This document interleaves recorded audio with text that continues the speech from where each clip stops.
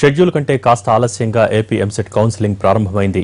ర్యాంకుల వారీగా ఆప్షన్లు నమోదు చేసుకున్న విద్యార్థులకు 22న సీట్లు కేటాయిస్తారు. మరోవైపు రాష్ట్రంలోని వివిధ ఇంజనీరింగ్ కాలేజీల్లోని ఫీజు వివరాలను ఇప్పటికే ప్రభుత్వం ఖరారు చేసింది.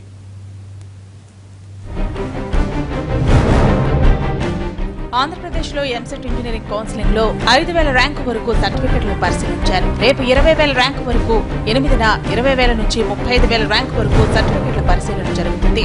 ఈ నెల 15 వరకు ధృవీకరణ పత్రాలను పరిశీలిస్తారు. 9వ తేదీ నుంచి 18 వరకు వెబ్ ఆప్షన్ల నమోదుకు అవకాశం ఉంటుంది.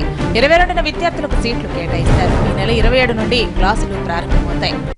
29/4/2016న ఈ ఎగ్జామినేషన్ కండక్ట్ చేయడం జరిగింది. 9/5/2016న రిజల్ట్ మనం ఇవ్వడం జరిగింది.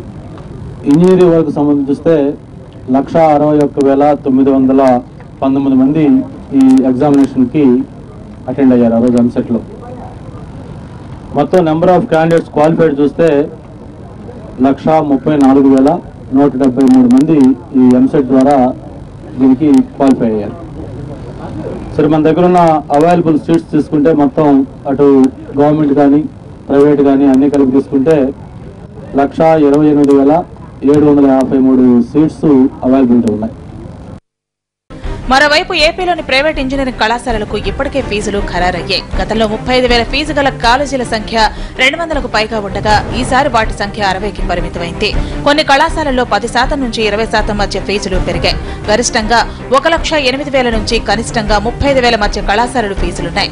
4 కాలేజీల్లో ₹1,00,000 ఫీజు దాటింది. నిబంధనల ప్రకారం ఇంజనీరింగ్ ఇతర వృత్తి విద్య కళాశాలల వార్షిక ఫీజులు ప్రతి 3 ఏళ్లకొకసారి సవరించాల్సి ఉంది. కళాశాలల్లోని సదుపాయాలు, ఆదాయ వ్యయ వివరాలను అనుసరించి ప్రభుత్వం ఈ ఫీజులను ఖరారు చేస్తుంది.